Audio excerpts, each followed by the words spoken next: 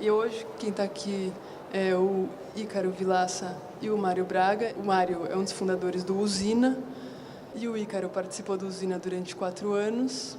E eles vão contar um pouco sobre um projeto chamado Copromo, onde eles também transformaram alguns modos operacionais ou algumas estruturas importantes do que é uma construção civil e de como isso se faz, tanto em relação às pessoas que estavam construindo esse conjunto habitacional, quanto a própria técnica de construção.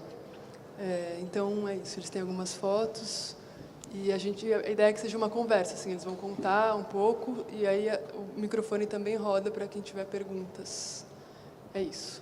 Massa. Boa noite.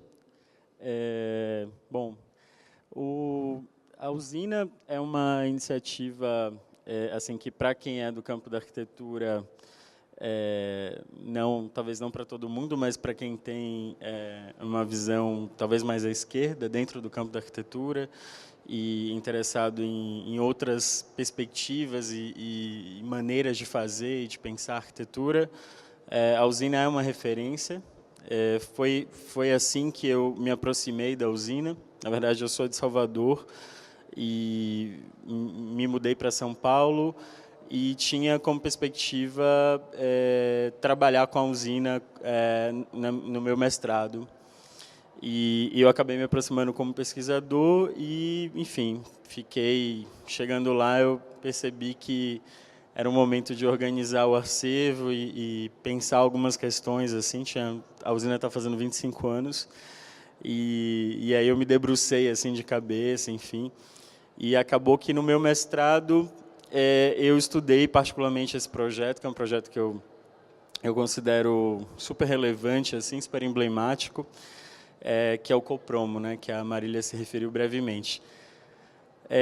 Eu acho que, para situar um pouco o trabalho da Usina, tem que a gente só fazer um corte, assim, pensar que a Usina tem quase 30 anos já agora, né? É uma coisa que começou a se organizar ali em 89, né, no momento da redemocratização. A gente tinha um contexto no campo da arquitetura muito difícil em relação às possibilidades de enfrentamento do déficit habitacional, enfim, não que seja diferente hoje, mas um contexto de ditadura, onde os movimentos populares tinham pouco movimento, né, pouca abertura, enfim, para debater e para liderar processos transformadores. E aí, num contexto de abertura e do novo sindicalismo, tudo que resultou depois na fundação do Partido dos Trabalhadores, houve, de alguma maneira, o que a gente poderia pensar como um encontro dos arquitetos com os sem-teto. E isso foi, enfim, emblemático. Assim, teve várias reverberações, assim, tanto numa perspectiva de política pública. E aí tem figuras como a Raquel Ronick, o Nabil Bonduki, né, que acabaram pensando depois coisas mais no sentido de legislação e de planejamento, enfim. E figuras que estavam mais a fim de pensar arquitetura e pensar e fazer arquitetura junto com os pobres, né? E aí, nessa turma, eu incluo o João Marcos, o Mário e o Wagner, que são os 3 fundadores da Usina. O Mário está aqui, representando um pouco essa turma. Quando eu trabalhava na Usina, a gente se referia a eles como os dinos, carinhosamente. E, enfim, essa experiência do Copromo, ela foi particularmente relevante. Assim, ela é uma experiência que está bem no comecinho da trajetória da Usina. Então, está lá nos anos 90, né? E, enfim, a gente não quer, enfim, fazer aqui uma fala. A Usina também é um tema super complexo, né? É muita história. Eu estava falando para a Marília que são mais de 100 pessoas que passaram pela Usina. Tem uma série de questões, uma série de experiências, enfim. Mas a gente vai tentar se ater um pouquinho ao Copromo. O Copromo se insere claramente nesse contexto. Se trata de de um conjunto habitacional que foi feito por iniciativa de algumas lideranças populares em Osasco, na região metropolitana de São Paulo. Enfim, uma região conhecida como Jardim Piratininga, que era um terreno público, já muito visado pelos movimentos, assim, como possibilidade de fazer ali um projeto de habitação e tudo mais. A usina começou uma outra experiência anterior a essa, que foi o Terra é Nossa, que era enfim, a partir de um convite de uma associação de moradores de uma favela que pretendiam construir pequenos sobrados nessa região. E isso despertou muito interesse naquela comunidade, enfim, das pessoas que passavam na frente de ônibus, perguntavam. E um dia eles decidiram abrir um cadastro para pensar, possivelmente, um novo grupo de moradia. E, nesse dia, compareceram mais de 10 mil pessoas. Foi num fim de semana, assim, tipo, tinha umas filas enormes, para se cadastrar, para integrar um novo grupo, enfim, de sem-teto, que iniciaria ali um processo de luta e de disputa com o poder público. Isso, obviamente, despertou, assim, todo mundo ficou muito impressionado naquele momento. Os arquitetos da usina, que já tinham sido previamente convidados para pensar esse projeto, enfim, ficaram também impressionados com essa quantidade de gente. No final, o Copromo acabou se viabilizando como um conjunto para 1.000 famílias, o que não é nada desprezível, né? Uma coisa assim monumental, porque a gente está falando de trabalhadores e trabalhadoras sem teto, que, a partir de um processo autogestionário, de auto-organização, com apoio de um grupo como a usina, estavam tocando uma obra nessa dimensão, enfim.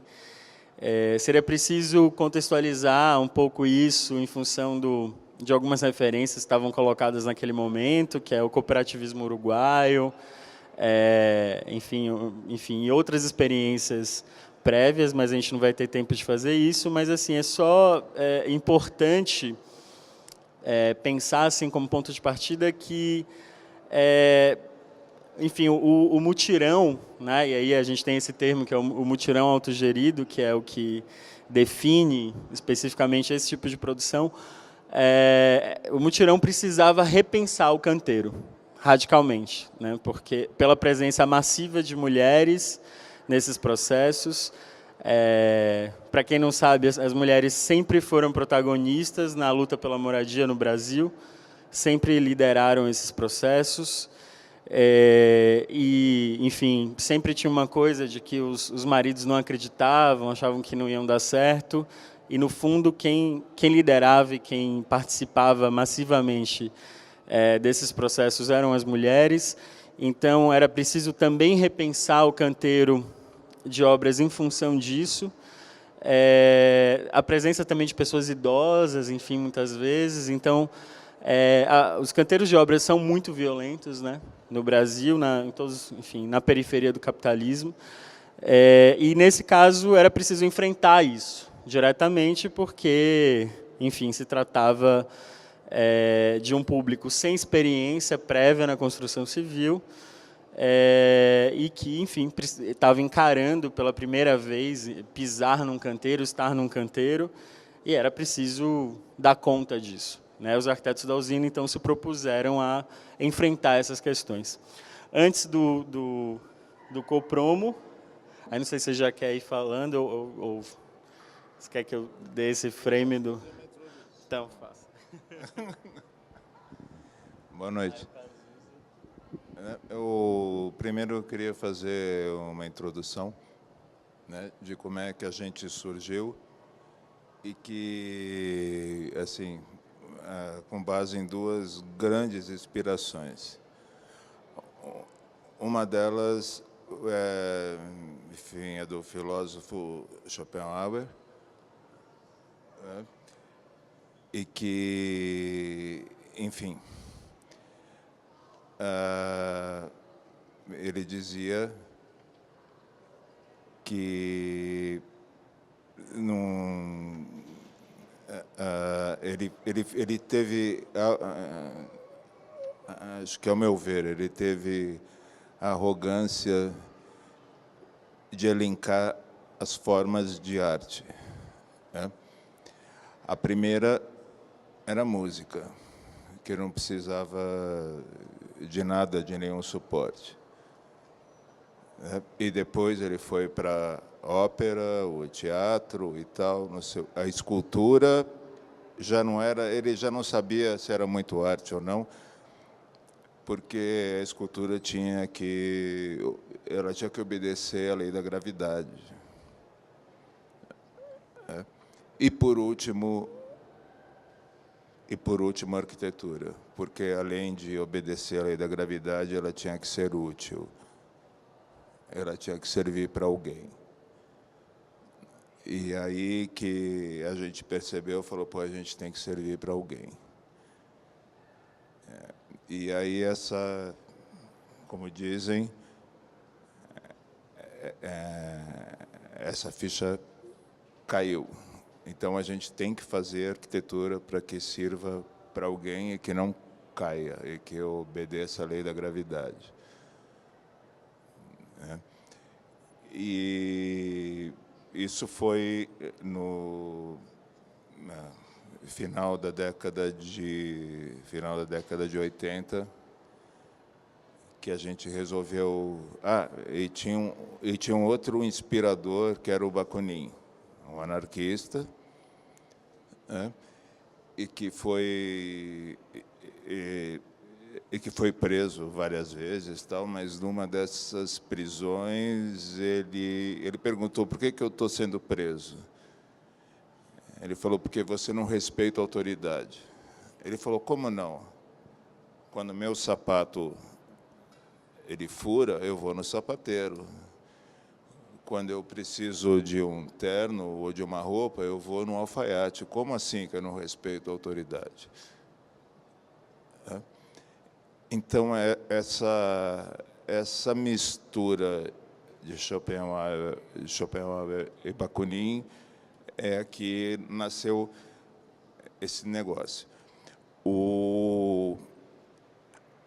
Isso foi em 1989. A gente tinha 4 anos de liberdade. A ditadura acabou, a última, né? Periga de aparecer outro agora. Mas, assim, a ditadura acabou em 85. Era muito pouco tempo, tinha muita coisa represada. Muita coisa represada. Tantos os movimentos de carestia, de moradia e tal, estava tudo represado, e os arquitetos, os intelectuais, entre aspas, tal, não sei o quê, estava tudo represado. Então, chegou nesse momento, em 1989, em 1990, quando apareceu a usina, que a gente conseguiu respirar um pouco. E aí começaram a surgir os movimentos sociais por moradia, ou por carestia, ou por esse negócio todo, e a gente criou esse... A gente estava muito afim de trabalhar porque tem menos. Acho que isso é o que marca, assim, e diferencia o trabalho da usina, né? E que, assim, acho que é importante dizer também que não era só a usina, né, naquele momento, tinha toda uma galera, assim, né? No começo dos anos 90, chegou a ter quase 30 assessorias técnicas. Né, que era essa represa, a gente não podia se manifestar. E, assim, enfim, num contexto que também não era de todo favorável, né, um contexto de luta, enfim. Acho que tem uma coisa que a gente esqueceu de comentar, que é super importante também para dar esse frame, que é a eleição da Luiza Erundina, né, em 89, assim, que naquela época não tinha segundo turno em São Paulo. E por uma autogestão. Por uma divisão da direita, a Luiza Erundina acabou sendo eleita, tipo, ninguém imaginava, assim. E tinha aquele gabinete de luxo da Erundina, né, que ela, enfim, que era o Paulo Freire, secretário da Educação, a Marilena Chauí, secretária da Cultura, a Hermínia Maricato, secretária da Habitação. Que presente, né? Enfim, nesse contexto tinha o Nabil Bonduque, que virou superintendente de AB, que era, enfim, um dos órgãos assim dessa secretaria.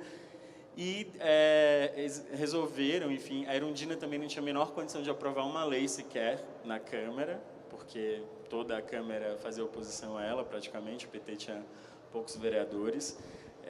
Então, não tinha nem como aprovar uma lei, mas existia um fundo, né, que já estava lá colocado, e eles, espertamente, enfim, de uma maneira muito inteligente, resolveram alocar uma grande quantidade de recursos nesse fundo que já existia, e articularam, a partir daí, um programa de mutirões. Então, a Prefeitura começou a apoiar os movimentos populares sem teto, que, junto com grupos, né, como a Usina, enfim, de arquitetos que estavam topando esse desafio de trabalhar com os pobres, iniciaram processos desses mutirões. Assim. Mais de 200 mutirões foram iniciados, né, na época da Erundina, e, enfim, isso dava algo em torno de 14 mil unidades habitacionais. Então, de fato, São Paulo virou um canteiro de obras, assim, obras tocadas pelos movimentos populares nessa perspectiva da autogestão. Então, acho que assim, essa ideia é super importante de situar, né? Porque não há um termo que soa muito familiar para a gente, embora ele seja familiar para a humanidade, digamos assim, né? A gente estava brincando em relação a isso hoje mais cedo, comentando, porque sempre que se fala de autogestão, parece que a gente está falando de uma coisa nova, de uma invenção, né? Da ideia de que é preciso experimentar algo novo fora do capitalismo, da heterogestão, que é essa gestão a partir de uma relação de mando, enfim. A autogestão enfim, a produção a partir da solidariedade, a partir do... E aí, acho que... enfim, acho que a autogestão é atávica. E aí teve essa sacada, esse insight do Mário, que numa conversa, enfim, sobre a usina, que a gente estava fazendo junto com o movimento popular, com a Leste, né, lá no Instituto Polis, o Mário soltou essa uma vez. Então, na verdade, a gente fala da autogestão como uma novidade, mas a autogestão é o nosso modo básico de organização e de produção desde sempre. Na verdade, a heterogestão tem 200 anos, desde que o capitalismo surgiu, né, na face da Terra. Eu acho que a gente podia materializar a autogestão agora mostrando as fotos, né? Então, assim, nesse contexto que esses movimentos populares estavam tentando se organizar para construir um mutirão com autogestão. Naquele momento, naturalmente, havia um preconceito muito grande em relação a essa produção. No campo acadêmico, isso não era visto sequer como arquitetura, era um trabalho menor, algo do tipo, o que esses arquitetos estão emitidos nessas periferias e trabalhando com essa gente. Então, não era uma produção levada a sério, discutida no campo da arquitetura.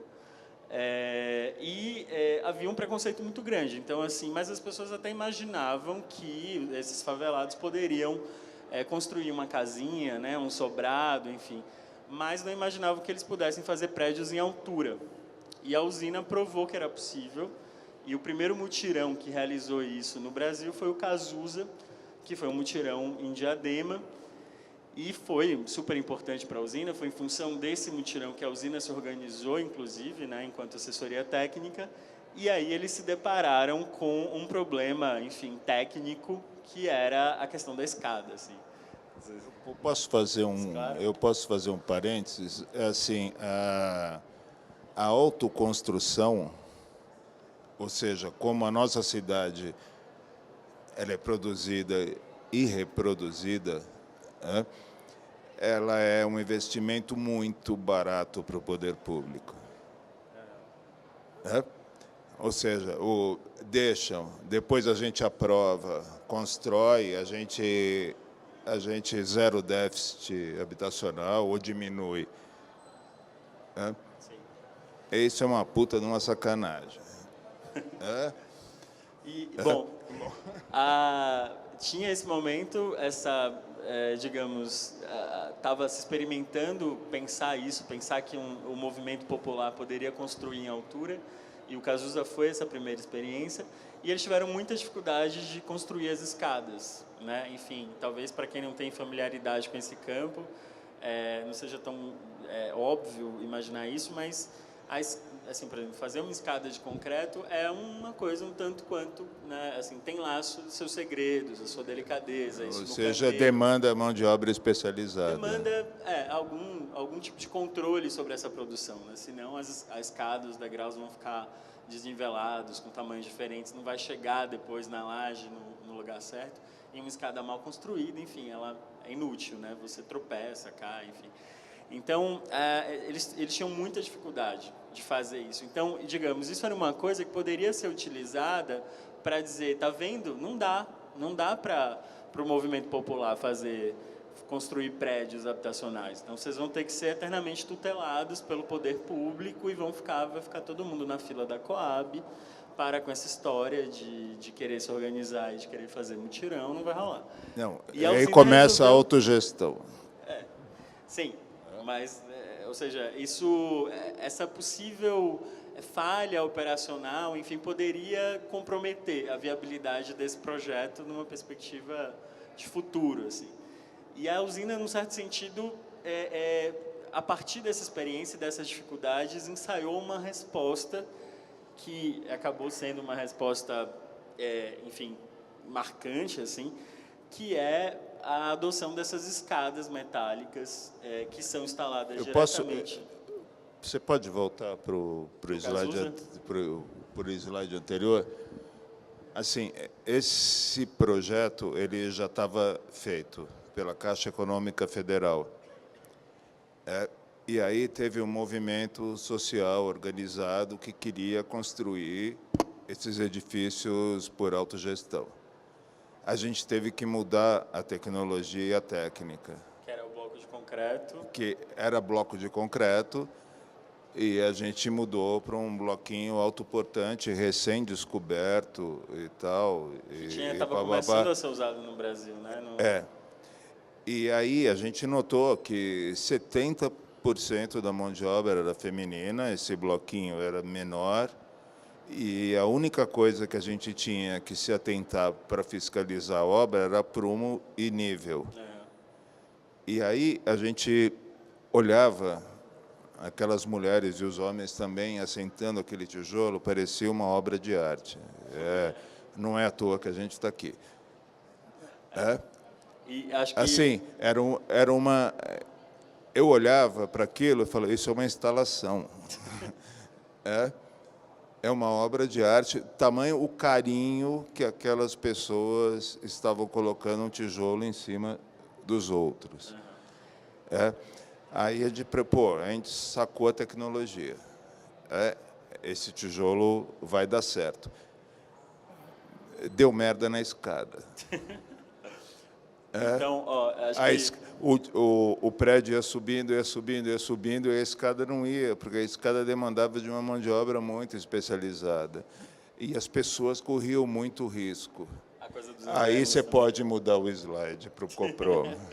Não, mas acho que é fundamental essa pontuação, né, do Mário, porque é exatamente isso. Então, a gente estava falando desse canteiro, né, desse canteiro liderado por mulheres, cuja mão de obra, em grande medida, era feminina, com presença de pessoas idosas, enfim. E aí, enfrentar essa violência desse modo de produção, isso envolvia escolhas técnicas, enfim, que chegam nessa escala, que assim, o bloco de concreto, não sei se vocês já tiveram a oportunidade de carregar um bloco de concreto, é super pesado, né? É um negócio que, enfim, num contexto de construção civil, você tem que carregar isso de um lugar para o outro e tal, e esse trabalho, frequentemente, não é mecanizado, não é um tratorzinho, não tem dinheiro para isso, porque a construção civil é um setor mantido estrategicamente em atraso no Brasil, como demonstrou Sérgio Ferro. Mas então, assim, se tratava de pensar uma técnica construtiva mais apropriada e menos violenta. Então, era um momento que estava se introduzindo no Brasil o bloco cerâmico estrutural, que tinha uma desvantagem muito grande em relação ao bloco de concreto, que era a industrialização, ou seja, tinha um lobby poderoso, né, das empresas de cimento e tudo mais, então ele era mais caro, né, enfim, mais difícil de ser implantado. E a usina insistiu na utilização desse bloco cerâmico. Eu lembrei agora, a Marília tinha falado para mim para contar a história, né? Tem uma história fantástica que a gente chegou lá aqui, ali nesse projeto, quando a gente mudou o projeto para o sistema convencional, que era viga, enfim, era pilar a viga e alvenaria de vedação e tal, não sei o quê, para ser construído por mutirão, a gente optou pelo tijolo cerâmico, né? Aí a gente estava numa assembleia ali no mutirão, eram 140 famílias, e eles perguntaram para a gente, mas por que o tijolo cerâmico? Aí eu, enfim, o acadêmico, naquela época, eu falei, não, é por conta da estanqueidade. Lógico que eu me fodi, né? Aí, o que é estanqueidade? Tal. Aí eu estava uma liderança do movimento do lado ali, eu falei, não, é porque ele é mais impermeável do que o bloco de concreto. Aí ele chegou, ele pegou o microfone e falou, eu nunca vi moringa vazar. Explicou. Né? Moringa não vaza, ou seja, cerâmica não vaza. O bloco de concreto, se você mergulhar na água, ele fica encharcado. O bloco de concreto, se você mergulhar... Agora a gente vai falar de estanqueidade. Eu falei, pô, esse foi uma surra que eu levei. E a outra surra que eu levei pior que essa foi quando a gente foi numa favela em Diadema. E aí eu peguei a câmera e fui tirar foto do menininho que estava brincando no lixo. A hora que eu peguei a câmera, a mãe dele catou o lixo e falou, não, você não vai tirar foto do meu filho nessa situação. Eu vou dar um banho nele, vou botar roupa nele, e aí você tira o retrato. Isso lá em Diadema? Em Diadema. Então, assim, são lições que a gente...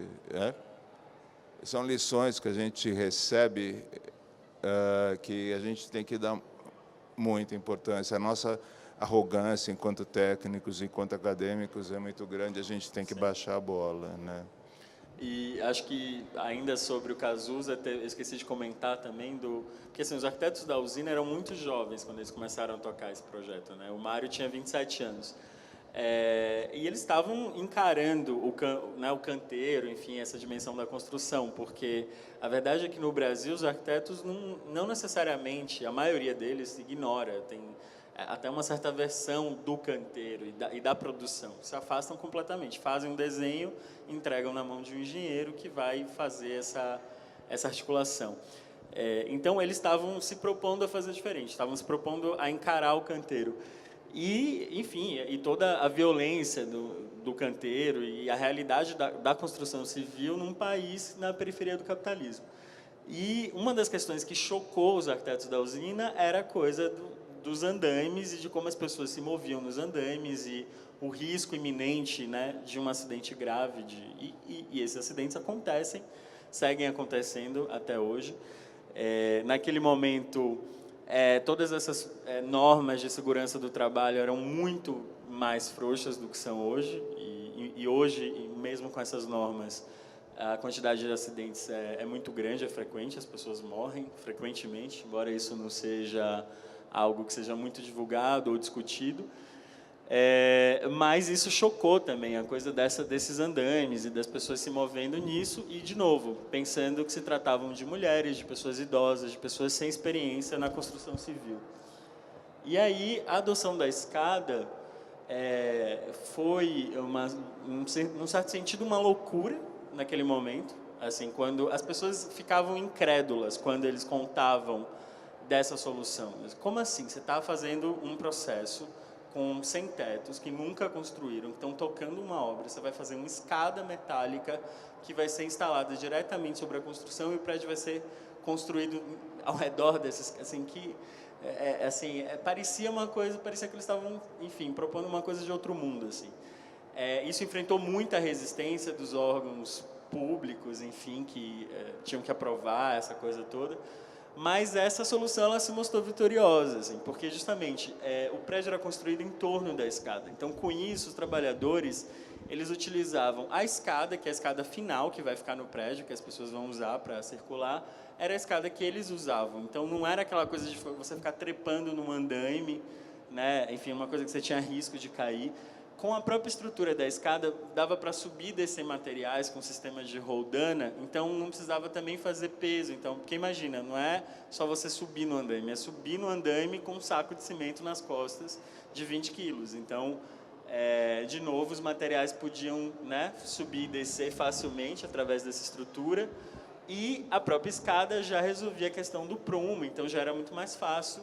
Então, rolou um casamento, né, do bloco cerâmico com a escada metálica. Então, posso falar qual claro. outro foi o outro casamento?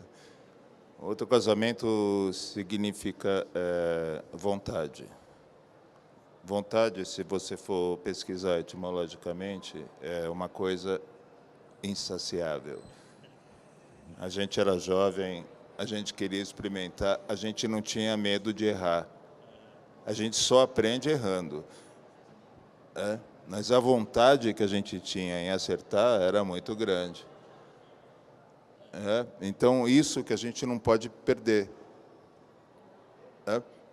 É ter vontade.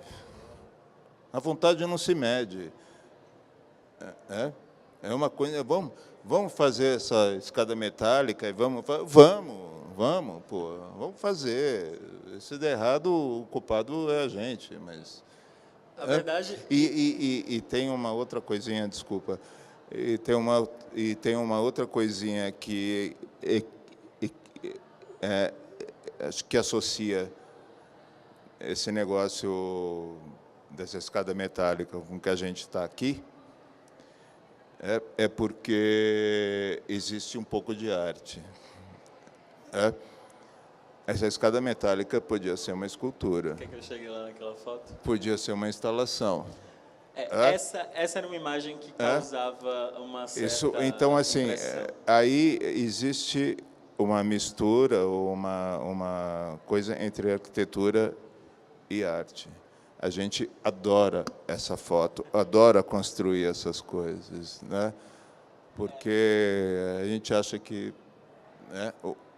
Bom, o mundo precisa disso. Né? Então, assim, vocês imaginam, a gente está falando da periferia de São Paulo, no começo dos anos 90, né? Assim, ainda um deserto, assim, muitas regiões sendo construídas, né? Com, enfim, uma série de experimentação de soluções de habitação mais ou menos adequadas, e aí, de repente, tem os sem-teto, né? Que supostamente seriam enfim, a ralé, né? Sem-tetos artistas. Dando uma solução técnica absolutamente arrojada e, enfim, então isso realmente impressionava assim naquele momento, né? É claro que a gente está falando de um contexto onde as coisas eram mais fáceis, num certo sentido, né? Hoje é impressionante como hoje, assim, então eu trabalhei na usina recentemente, até o ano passado. Os projetos da usina eles vão para um setor especial dos setores de aprovação, que é projetos com materiais inovadores. E são os mesmos materiais de 30 anos atrás. Então, eles continuam tratando como coisas inovadoras, enfim. Então, de tão tacanha e amarrado que é o setor, né? Mas, enfim, acho que essa imagem é uma imagem emblemática também do Copromo, porque ela mostra bem isso que a gente estava falando. Sim, e ela é processual, porque assim, vocês veem lá atrás as fundações, né? Depois um prédio, né? Enfim, um começo de construção, e aqui a coisa da escada funcionando, então do prédio sendo construído em torno da escada. E aí tem esse diagrama Essa é uma outra imagem que mostra um pouco o contexto, né, do canteiro. A gente não quis ficar trazendo muitas imagens para não ficar uma coisa, enfim, maçante e entrar muito, mas depois vocês podem ver, tem um documentário sobre esse projeto interessante produzido pelo Sesc. E aí tem esse diagrama que você podia comentar, né, Mário? Isso aí foi um desenho do guardanapo de um boteco. Depois da gente ter feito aquele primeiro projeto que a gente apresentou, aquele do Cazuza, que a gente falou da mão de obra feminina, de mudar o sistema construtivo e tal, aí a gente teve uma demanda de construir 1.000 unidades habitacionais em Osasco, né? Então, assim, foi uma dicotomia, que é o termo certo, entre como a gente pode ser eficiente e, ao mesmo tempo, fazer bonito. E aí, aquela experiência em Diadema foi muito ruim, porque a gente adaptou um projeto que já estava feito e que tal, e que tinha tamanho de lajes diferentes, e que a escada ela não rolava e os trabalhadores corriam risco, tal. A gente resolveu racionalizar de uma maneira forte. Então, a gente saiu do tijolo, que a gente ia usar para fazer uma modulação de 1,25 por 25, aí depois fazer os cômodos, que tinham 3,75 cada um, e depois a planta ali do prédio e do andar. E aqui é que foi o grande lance, porque como foi um projeto participativo e como foi em autogestão e tal, os caras não estavam muito preocupados com isso aqui. Eles estavam preocupados com isso. Eles queriam ter assim uma hierarquia de convivência. Então, essa aqui seria a do prédio. Essa aqui seria, enfim, a dos prédios, a praça.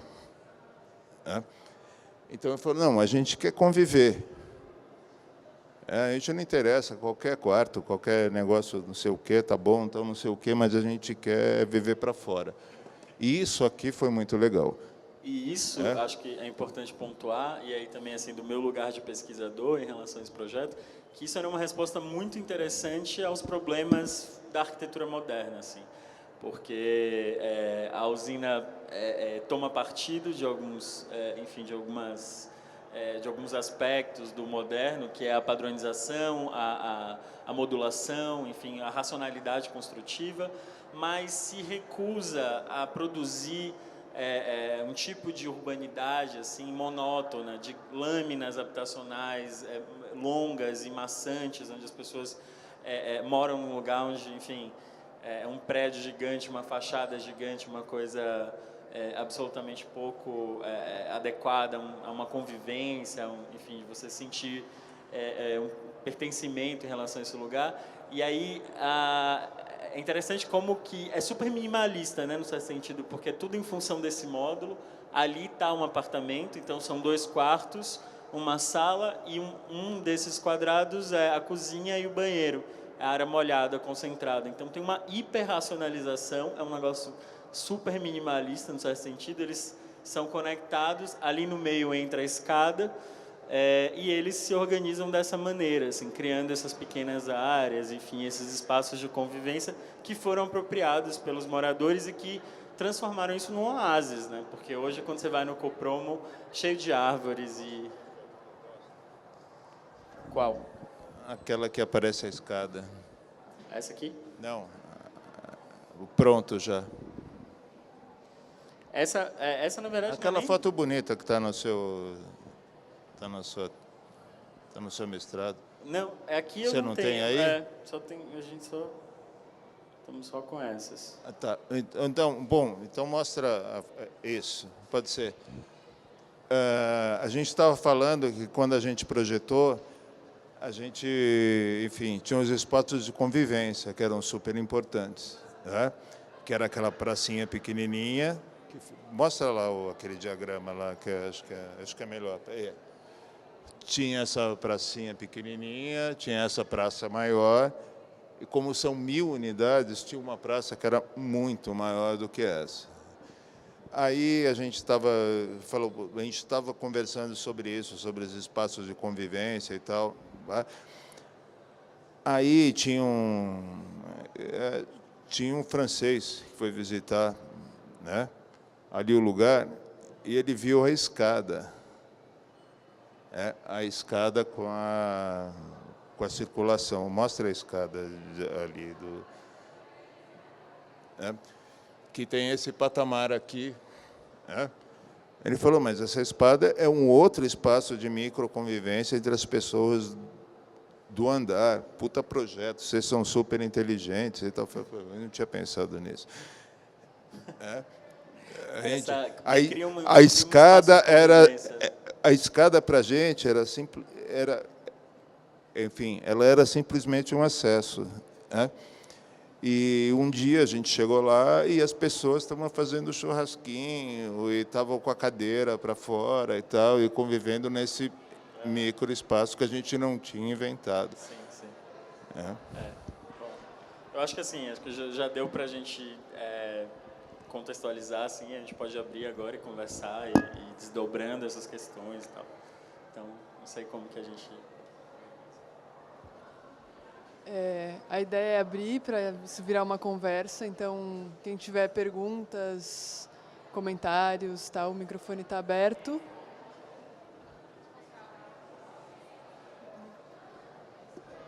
Queria fazer uma pergunta técnica. Como que monta essa escada? Vocês querem juntar ou a gente... ir respondendo uma a uma? Você quer... Não, na verdade, essa escada, ela era, inicialmente, ela foi contratada, então ela chegava pronta, né, de uma empresa, foi licitada, enfim, e ela chegava e ela era instalada diretamente sobre as fundações. Depois, isso foi muito legal, né, porque os trabalhadores, e essa é a perspectiva da autogestão, né, que é muito empoderador, os caras ficaram olhando e falando assim, a gente consegue fazer isso. E aí eles montaram uma serralheria dentro do canteiro e passaram eles mesmos a produzir as escadas, assim como as lajes posteriormente. Então, é isso que é mágico assim, na autogestão, né? Essa apropriação do processo e dizer, não, por que eu vou pagar mais por isso e gerar lucro se a gente pode a gente mesmo fazer, né? Então, é esse processo de avanço, assim, que a perspectiva da autogestão coloca. Enfim, e de geração de emprego e renda.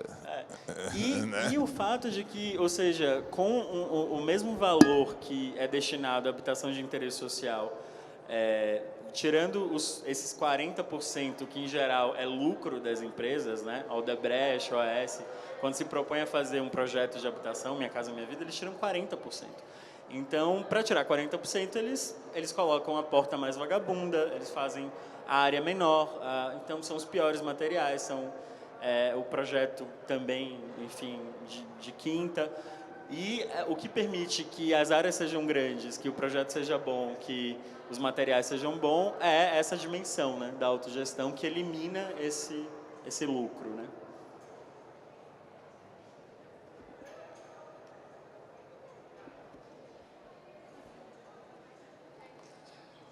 Alguém mais?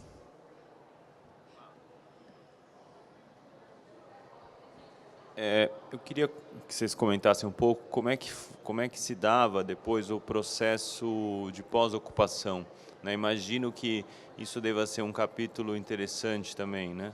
Então, como é que era essa convivência que se desenvolvia aí e como é que ela se desdobrava depois nessa cidadela, né? Enfim.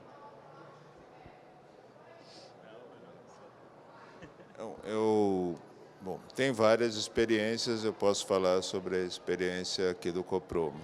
Né? Tiveram 2 momentos. Né?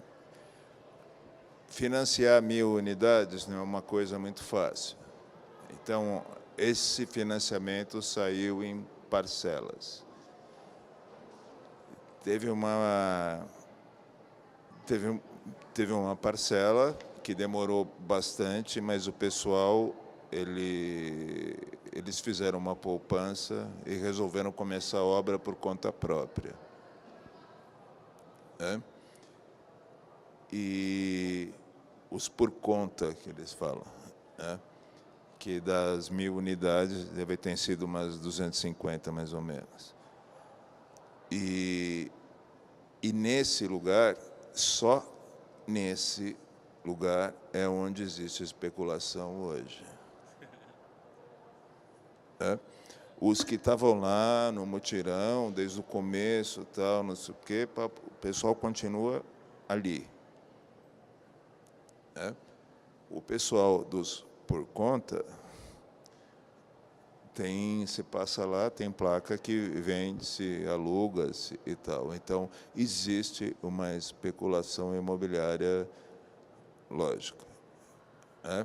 Outra coisa que não é legal e que não foi legal é que começou desse pessoal ali dos por conta colocar grades na frente do prédio. Ou seja, claramente era um outro nível de renda. Fechando essas áreazinhas na frente do prédio. É interessante isso, né? Tem essas contradições. No meu mestrado eu falo bastante disso, assim. Tem essas fraturas, como todo processo, né? O Copromo tinha essa coisa interessantíssima, porque quando as pessoas se associavam, então, assim, imagina, eles davam, tipo, sei lá, R$50, uma coisa que não era reais, era cruzeiros, enfim, outros dinheiros. Não, eles pagavam para a gente fazer o projeto, como eles não tinham financiamento, não tinha nada, toda a família pagava uma passagem de ônibus por mês. E com isso, isso, né? e com isso a gente vivia. Isso multiplicado a 1000. Dava um... Não, a usina foi super remunerável para esse rateio, né, das famílias. E, né, assim, era um contexto realmente muito distinto, porque tinha uma perspectiva de autonomia mesmo, assim, inclusive uma certa recusa também de depender do Estado. E tinha uma galera que falava assim, que eles fizeram as contas e eles falavam, bom, se a gente der tanto por mês, a gente consegue a gente mesmo tocar a obra. Então, vamos fazer. Isso porque a CDHU se recusava a aprovar o projeto.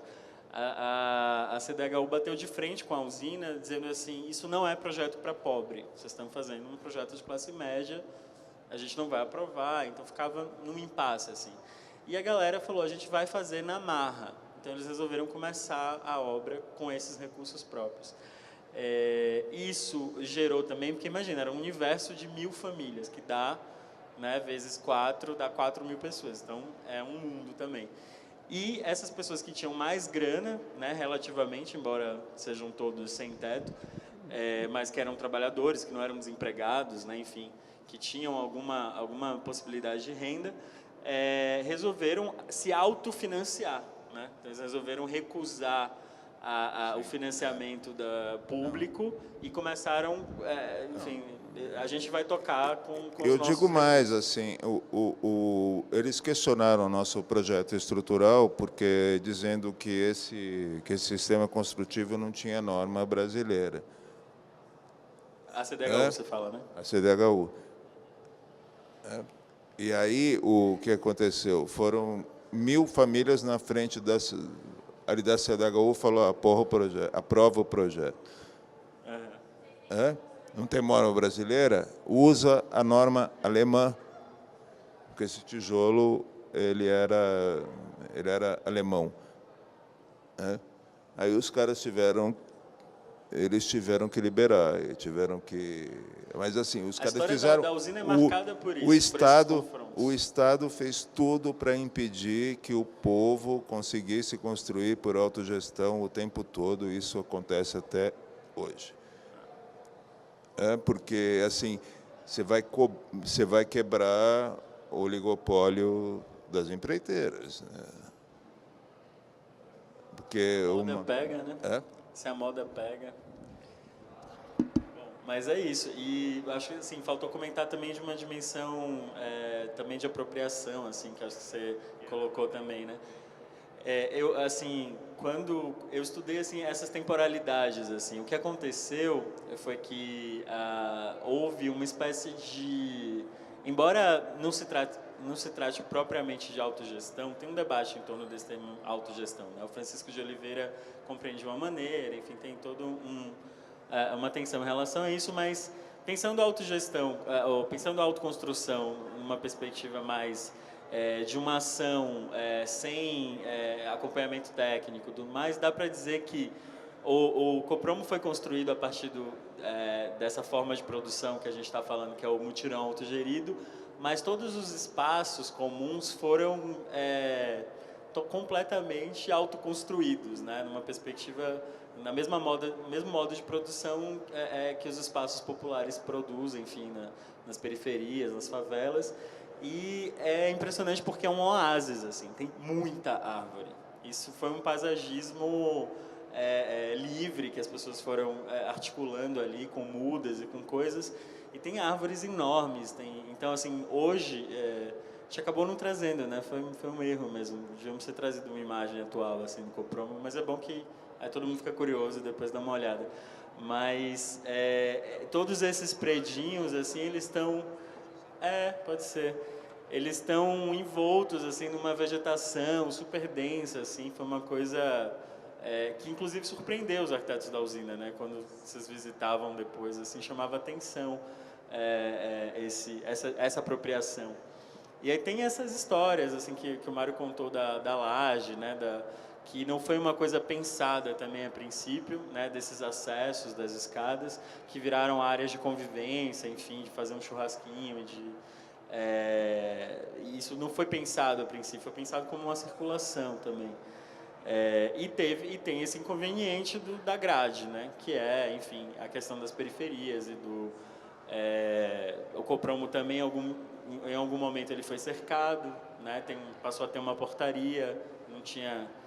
sido pensado assim inicialmente.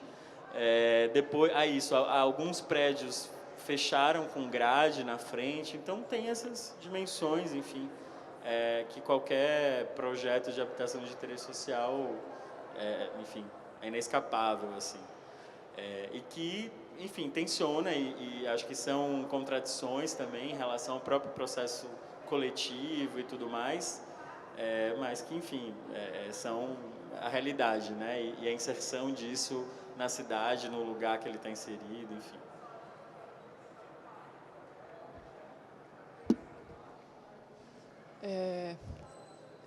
Eu também queria fazer uma pergunta. A primeira coisa que, enfim, quando vocês vão contando sobre mudar os blocos, porque o bloco de concreto era muito pesado ou muito áspero, isso não de algum jeito impedia mulheres e pessoas idosas de construírem, ou mesmo pensar a escada primeiro. Para mim, o que é muito impressionante disso é trazer como se pode dizer, a dimensão política da técnica, né? Quando você fala assim, não, eu sou só um técnico, o que eu faço aqui é puramente técnico, eu não escolho nada.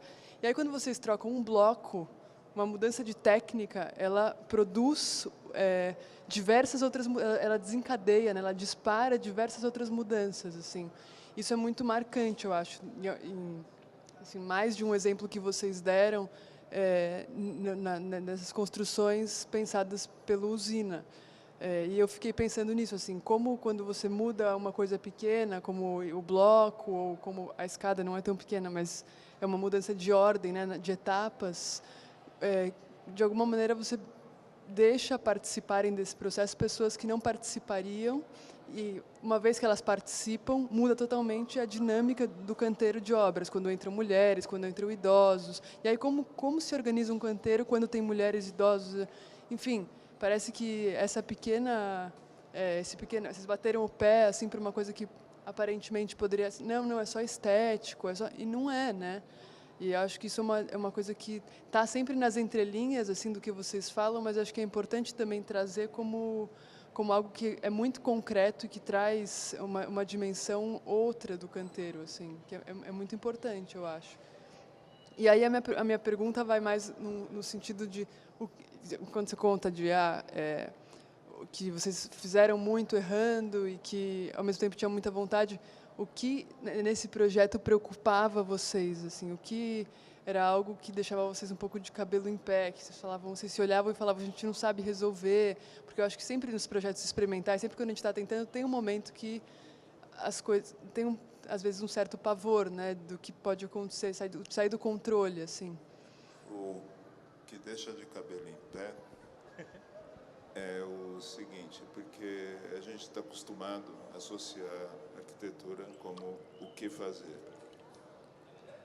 E a gente preocupado de como fazer. É uma diferença muito grande. Né? A gente sempre pesquisou, essa troca do bloco por um outro é uma preocupação com o como e não é com o que. Né? Então, a gente conhece a mão de obra que a gente tem, a gente está preocupado com a segurança de todo mundo que trabalha, então vamos projetar de saber como fazer. Né? A arquitetura hoje está muito ligada ao que fazer. Né? Posta umas maquetes virtuais e tal, e não sei o quê, vai tudo lindo, mas ninguém sabe como é que aquilo vai ser construído. Né? A gente tem que se preocupar com a segurança do trabalhador, o cara que vai construir, como é que ele faz. Então, o como é a nossa linha de pesquisa, e não é o quê. Né? E desde o começo. Né? Então, acho que isso, para a nossa geração enquanto usina, isso é atávico. A gente projeta pensando em como e nunca com o quê. Tem uma historinha que o João contou uma vez, João Marcos, que é um dos fundadores da usina. Acho que ele estava num canteiro, não era esse projeto, era um outro projeto da usina. E eles tinham feito uma coisinha, assim, um caprichozinho de arquiteto, que era um elementozinho que sacava para dar um charme, aquela coisa, enfim, e que não era essencial, né, para o projeto. Mas era uma coisa que pareceu para eles algo que seria bonitinho, interessante, de ter um elemento que sacava. E o João, no canteiro, conversando com um trabalhador, e ele falou assim, nossa, eu tenho medo de colocar, porque quando eu vou colocar o bloco aqui, eu tenho que ir lá no precipício, enfim. E aí ele falou dessa relação, ou seja, e o João ficou fudido, assim, ficou arrasado, porque como que esse capricho no momento que você está desenhando, isso gera um medo mesmo né, em relação à produção daquilo. E foi uma coisa muito marcante, assim, porque nunca mais a usina fez esse tipo de coisa, sabe? Então, a presença do arquiteto no canteiro também é uma mudança muito de natureza, né?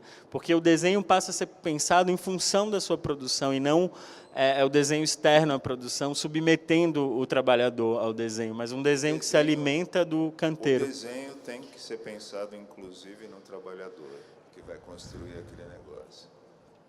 Senão, para a gente, esse desenho não é falso. Do que é feito,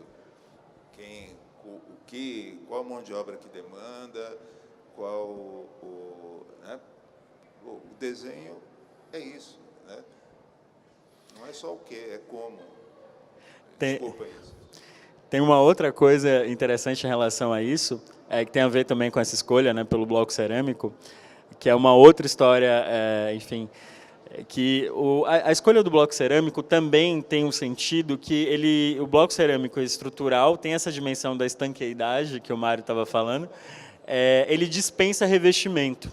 Né? O revestimento é uma das coisas mais perigosas de ser feito. Não sei se vocês já viram um trabalhador pendurado num edifício em altura é horrível fazer aquilo, ter que fazer aquilo, né? É uma coisa pensada para submeter o trabalhador a um processo de trabalho, enfim, que é absolutamente inadequado.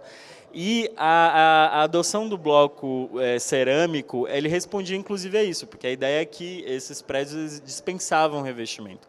Eles ficavam com um bloco que era, né, tinha uma resina, uma coisinha assim para proteger, e ele ficava com essa aparência dos blocos enfim, do bloco cerâmico. E aí, num determinado momento, depois que o Copromo foi construído, eles ficaram um tanto de anos sem aparecer lá, enfim, sei lá quantos, 5, 6, enfim. E aí, quando foram de novo no Copromo, acho que visitar o Wilton, alguma coisa assim, que o Wagner...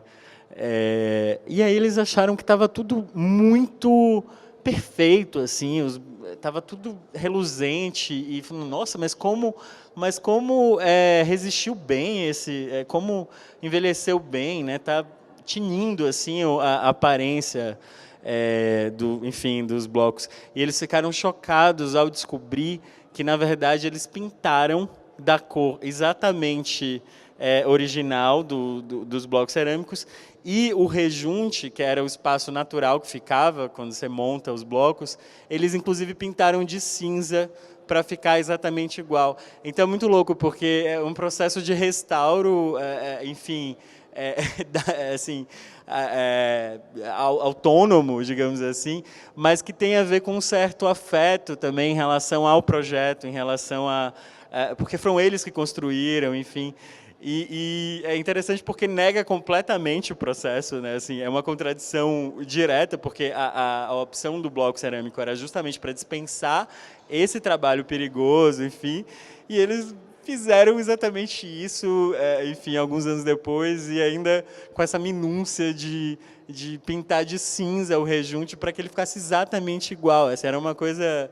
O Wagner fala assim, que ele ficou chocado, assim, porque ele realmente não tinha percebido, assim, ele não tinha percebido que tinha sido pintado e tal. Enfim, isso foi enfim, uma dessas... Então tem essas contradições e tem a maneira como as coisas são apropriadas e é sempre esse processo de idas e vindas e tal. Mas acho que faltou você falar do que em algum momento desesperou vocês ou deixou vocês assim com medo, enfim, do que vocês estavam, que a Marília perguntou, como que vocês, algo que tenha sido uma aflição, enfim, alguma coisa que vocês ficaram preocupados de não dar certo, sei lá. Tudo.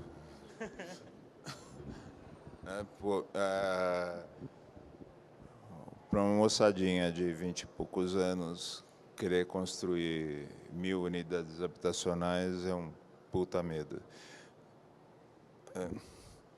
Então, a gente tinha medo de absolutamente tudo. A gente apostava. Como dizia meu avô, quem não morre não vê Deus. Então, vamos para frente. A gente errou e foi aprendendo com os nossos erros, né? Não tem outro jeito da gente aprender. Sorte que teve aquele slide anterior, sorte que existiu o Cazuza para a gente aprender um pouco, mas a gente continua errando. Até hoje a gente erra, e eu acho bárbaro quando a gente erra, né? Significa que a gente está tentando. Tentando ir para frente. Ou seja, se isso hoje, modéstia à parte, é uma referência na arte e na arquitetura, é porque a gente topou errar. Então, assim, não tenham medo de errar, não tenham medo de fazer diferente, mas assim, o desafio é todo dia.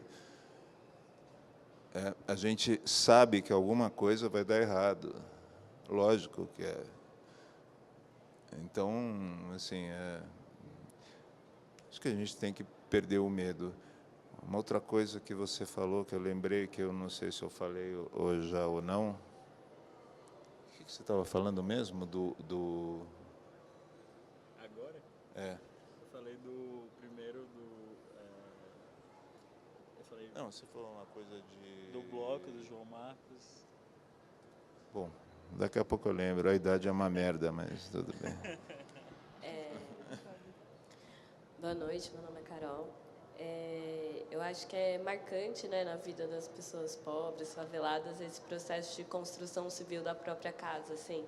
E para a gente pensar o quanto isso é simbólico, né, tá participando assim da construção do seu próprio lar.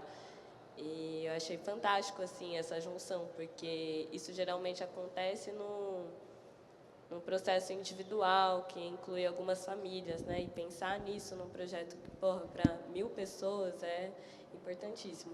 E aí a gente estava conversando, estava em dúvida, tipo, esses projetos continuam acontecendo, como que se dá hoje, e até pensar essas pessoas que participaram desse projeto, assim, continuam com algum envolvimento nesse sentido? Como é que está agora? Legal, muito boa essa pergunta. Sim, a usina continua existindo. Esse momento, enfim, essa aposta, né, que foi feita naquele momento histórico, ela foi, num certo sentido, derrotada, assim, porque era uma aposta que visava uma universalização, assim, era uma pretensão de enfrentar o déficit habitacional brasileiro a partir de iniciativas dessa natureza. O que estava colocado naquele momento era isso. E isso inspirado pela experiência do Uruguai, porque no Uruguai as cooperativas habitacionais e essas experiências dessa natureza respondem por uma porcentagem significativa dos conjuntos habitacionais, dos edifícios residenciais existentes. Isso tem a ver com a tradição do Uruguai, de um país super sindicalista, né? Assim, tem uma tradição sindical muito forte. Então, em função do sindicato, as pessoas se organizavam, enfim. Isso no Brasil não colou, né? Essas tentativas, historicamente, elas sempre sofreram todo tipo de sabotagem que você puder imaginar. Então, eu comentei sobre a Erundina, logo depois que terminou o mandato da Erundina, o Suplicy era o candidato à eleição, porque não havia reeleição naquele momento, e o Suplicy foi derrotado pelo Maluf. A primeira providência do Maluf foi acusar os mutirões de corrupção, e ele paralisou todos os mutirões, 200 mutirões. Ficou anos paralisado, teve um processo de investigação, reviraram as contas de todos os mutirões, no final eles encontraram irregularidades em um mutirão. Mas, enfim, óbvio, a gente sabe que a ideia era desmontar mesmo isso. E o compromisso com as empreiteiras e com a possibilidade de desvio de dinheiro, financiamento de campanha e tudo mais. Então, é óbvio, assim, é compreensível, você, colocando em perspectiva, perceber por que essas experiências foram derrotadas. No entanto, então, assim, isso em termos históricos eu considero que foi derrotado, mas a usina, por exemplo, enquanto assessoria técnica, continua existindo e continua desenvolvendo uma série de experiências, sempre se adaptando a novos contextos. Então, cada experiência é uma coisa, responde a um grupo de pessoas diferentes, a situações diferentes, circunstâncias diferentes. As conjunturas políticas, elas impactam diretamente, né? Enfim, dependendo de quem está no governo e da disposição ou não de dialogar, ou da relação com os movimentos populares, é possível fazer determinadas coisas e outras não. A usina não parou aí, né? Isso foi o começo, assim, tem uma série de experiências depois disso. Mas, assim, ou seja, nesse momento do Coprom, haviam quase 30 assessorias técnicas em São Paulo. Hoje existem 3, assim, enfim, dependendo também do que você considera uma assessoria, porque tem algumas que viraram também empresas, não se distinguem muito de um escritório tradicional de arquitetura. Então, é super complexo responder isso, na verdade. Assim, isso continua existindo, mas também não, assim, enfim. Mas sim, continua existindo e resistindo, né? Porque também não é fácil manter a usina, né? Imagina. Um escritório com esse perfil de atuação, né, que borra a fronteira entre a atuação profissional e uma certa militância política também junto aos movimentos populares, tal. Então, você tinha feito 2 perguntas, né? Era se isso continua existindo.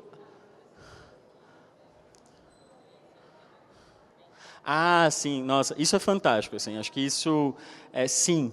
Assim, geralmente esses processos geram lideranças, geram São processos muito transformadores e essa inclusive é uma das razões para a usina continuar insistindo nesses processos, porque a partir do momento houve um grande debate também, né, no começo dos anos 90.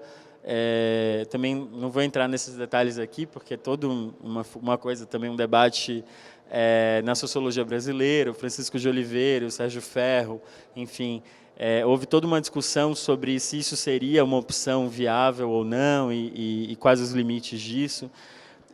Mas o fato é que, enfim, essas experiências, enfim, continuaram, enfim, sendo realizadas aos trancos e barrancos, mas passaram a se interessar não por uma perspectiva quantitativa, assim, no sentido de aquela pretensão que havia lá no começo dos anos 90 de responder ao déficit habitacional, e aí tem um conjunto como esse, com 1.000 unidades habitacionais, enfim, que tinha a pretensão inicial de ser para 10 mil, enfim, né, a gente está lidando com números assim, bastante significativos. Então, passaram a ser muito menores os mutirões, só que aí também como um experimento de pensar canteiros ainda menos violentos, processos de concepção participativos e mais horizontais, né, relações entre arquitetos e construtores mais horizontais, mais... e aí teve também uma influência do Paulo Freire muito grande, que foi também muito na segunda geração da usina. Inclusive tem um mutirão muito significativo, que é o mutirão Paulo Freire, que faz homenagem ao Paulo Freire. E aí entra uma dimensão da educação popular muito forte, assim, desses processos, de como desenvolver esses processos, enfim. E no mutirão Paulo Freire, por exemplo, tem uma coisa super interessante, que é o empoderamento das mulheres que lideraram esse mutirão, e que, ao longo do processo, elas foram se separando dos maridos. Eram mulheres que sofriam violência doméstica, enfim. Enfim, tem o caso da Rose, que é uma figura extraordinária, que assim, a transformação dela é uma coisa muito impressionante. Ela era uma figura tímida, assim, muito... né, nem falava, enfim. Ela se tornou uma grande liderança ao longo do processo, se separou do marido.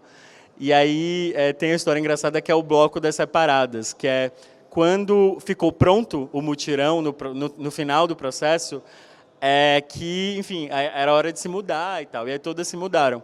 E aí elas, mas cadê seu marido? Cadê seu marido? E, tipo, nenhuma levou o marido. Tipo, então, ficou um bloco que todas eram separadas, assim. Elas simplesmente desconvidaram os maridos de se mudarem.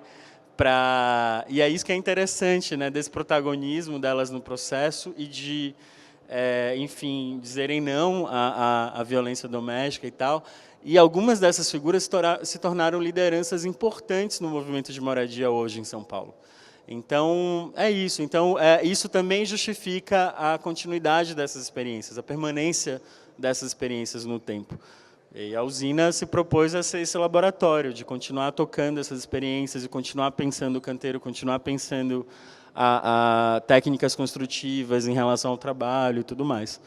E mesmo tendo tacitamente assumido que nessa conjuntura política, enfim, talvez não seja possível sonhar com a universalização desse tipo de abordagem, enfim.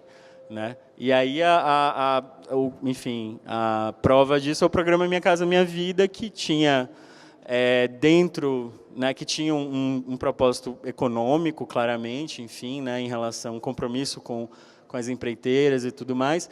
E dentro do Minha Casa Minha Vida, 1% dos recursos do Minha Casa Minha Vida era destinado a esses movimentos populares para financiar iniciativas dessa natureza, que era o chamado Minha Casa Minha Vida Entidades. Então, isso, se você tirar por aí, dá um pouco a dimensão, depois do significado quantitativo dessas experiências na produção habitacional. Então, deixou de ser relevante, né, por uma imposição, né, da conjuntura, enfim, mas qualitativamente continua sendo muito importante, né, que essas experiências existam, enfim. Só falar uma coisinha. Oi. A gente esqueceu, ou não deu tempo, ou não vai dar. Está funcionando? Acho, né, de repente. A gente esqueceu, não deu tempo.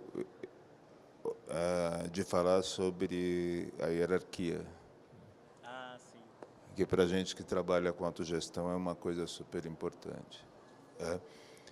Aí eu juro que eu vou ser rápido, mas assim, eu lembro uma vez das tantas vezes que o Bakunin foi preso. O Bakunin é um filósofo anarquista russo. Ele foi preso e ele perguntou para quem estava o prendendo: por que você está me prendendo? Eu falei, ele disse, eu já estou ato falho. Ele disse, porque você não respeita a autoridade. Ele falou, como não? Quando o meu sapato fura, eu vou no sapateiro. Quando eu preciso fazer um terno, eu vou no alfaiate. Como eu não respeito a autoridade?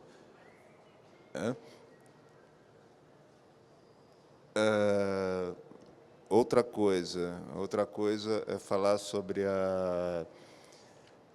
aquele negócio que eu já estava falando sobre as vontades, né?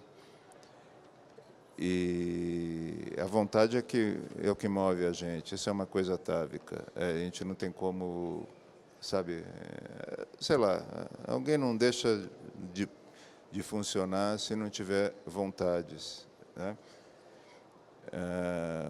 Porque a vontade é uma coisa que não tem medida, né? Elas nos faz triste e feliz ao mesmo momento, né? Então, assim, senão a gente não vai para frente. A gente tem que ter vontades,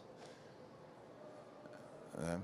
Vontade de fazer e não respeitar autoridade em nada. Quando o sapato furar, procura o sapateiro.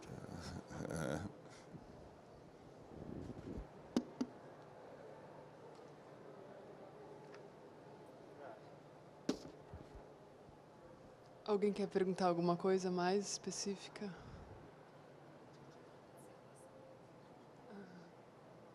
Não, queria saber só onde que a gente pode encontrar a sua dissertação. Está no banco de teses da USP, chama As Mil Moradias.